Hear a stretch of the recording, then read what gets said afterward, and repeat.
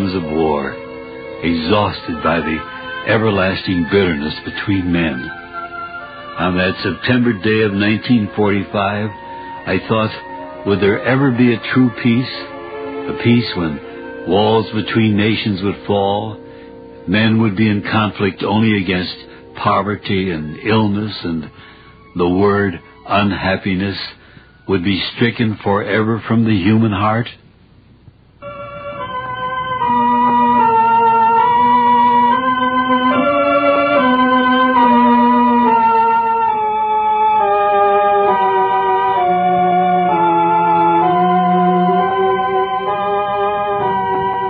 It started out as a wonderful day.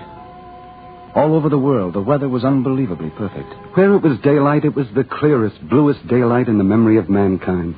Where it was night, the sky was cloudless, and the moon and the stars gave light bright almost beyond belief. And as all mankind shared the blessings of perfect weather, so also they shared a common, all-encompassing interest. For on this day, men of all nations grouped around their radios and televisors, watching and listening to an epochal event which was taking place in the great council hall of Geneva.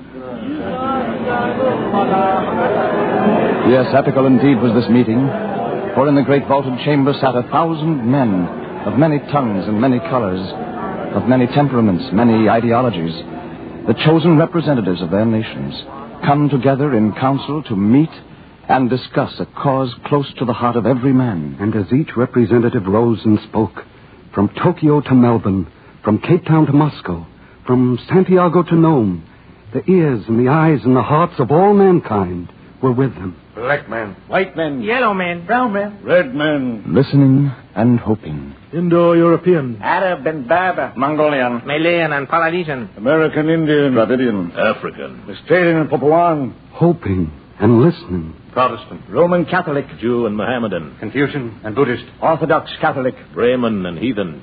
All of them listening and hoping.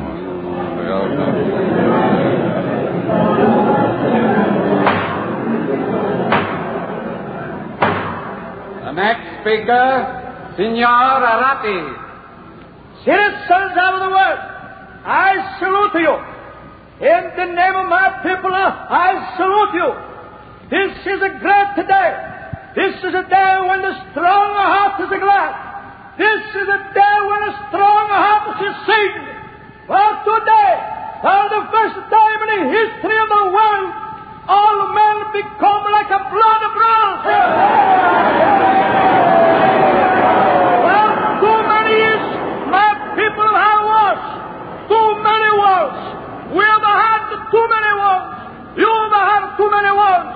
My people have had wars because for too many years we have had a crazy dream. A dream to have again a great empire. Our empire. The empire of the Caesars. Now, finish. No more. Today my people said to all people, you are our brothers. We join you forever.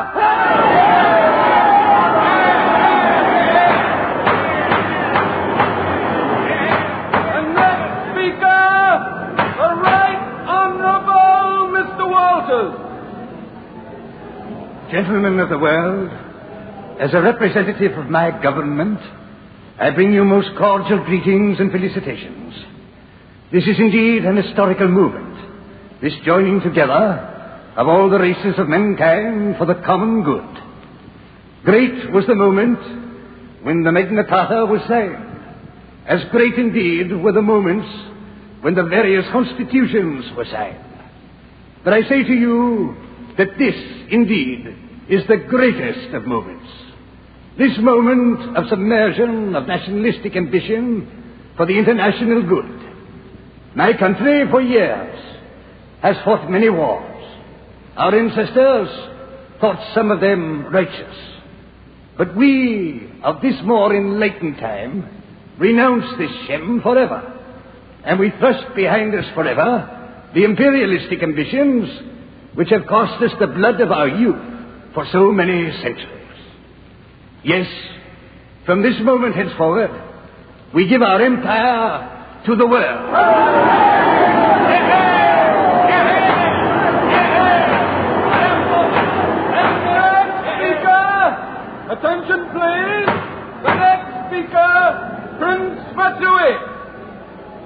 Honorable friends, we are a small nation, yet our influence has been felt throughout the world.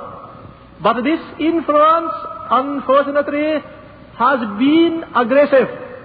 Today, I am happy to say all that is ended. We renounce the error of our fathers. We renounce belief that our island is the seat of godliness, and we join in this great idea that all men are of God, and all men are one, and all men can live as one in brotherhood and happiness. Banzai.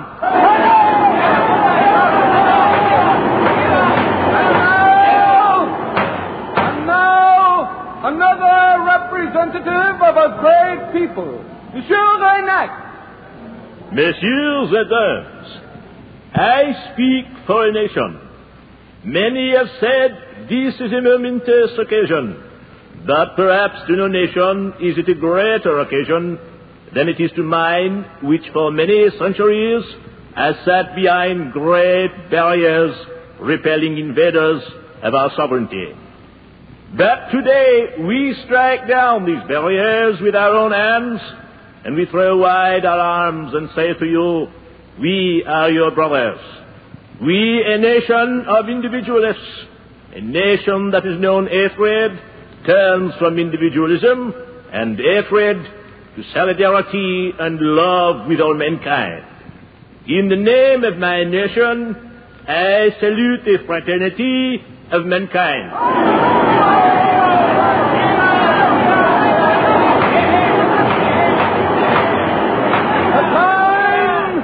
The time grows short.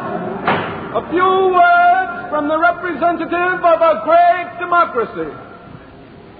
My friends, I stand here before you alone. And yet, I assure you, 120 million of my countrymen are with me here in spirit.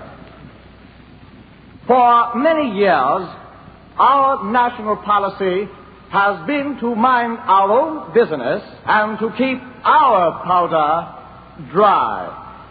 That was an excellent policy when nations were at each other's throats. But today, I stand here to tell you that we have renounced this policy. We have renounced it because we have outgrown such beliefs, even as nations have outgrown the belief that the only manner in which to settle disputes is by force. As a mature people, we reach out beyond the oceans which surround us and say to all of you, we are as you. You are as we. We are as one. We join in this great international movement without fear, without reservation. United we stand, all of us, forever.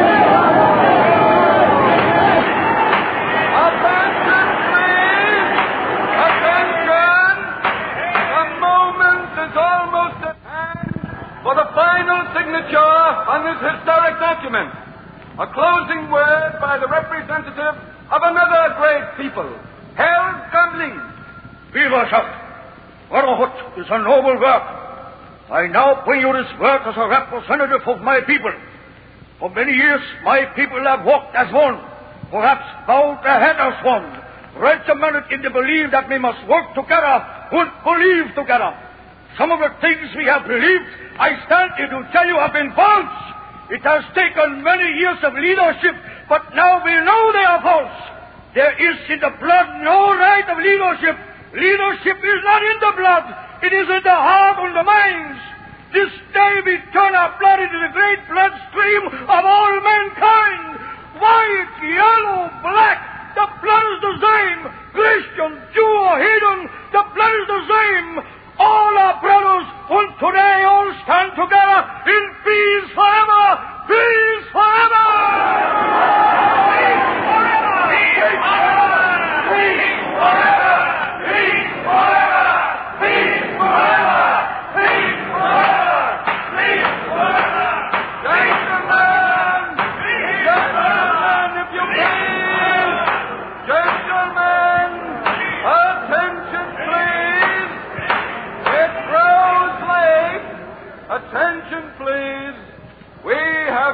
session many days. All of us are weary and anxious, I am certain, to return to our native home. So now, let us, without further delay, turn to our final task, the happy one of ratifying this great international treaty which forevermore removes all barriers between nations, which makes of us the United Nations of the world, joined together for all eternity in common brotherhood, in everlasting peace. Our vote will be by acclamation. All those in favor of this great covenant will rise.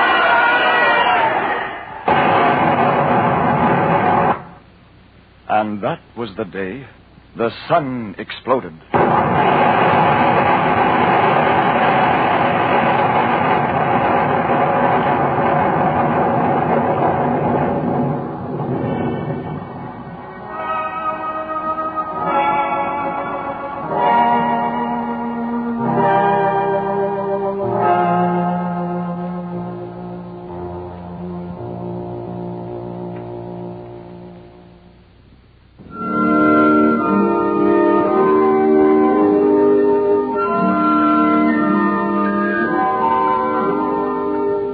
This is Arch Oboler. My thanks and yours to Ingrid Bergman, B. Benederet, Jimmy Cagney, Betty Davis, Olivia de Havilland, Katharine Hepburn, Elliot Lewis, Raymond Massey, Mercedes McCambridge, Paul Muni, Lloyd Nolan, Alfred Ryder, Norma Shearer, Jimmy Stewart, and to the many, many other actors, and to Marty Halpern and the scores of other technicians who made these records possible.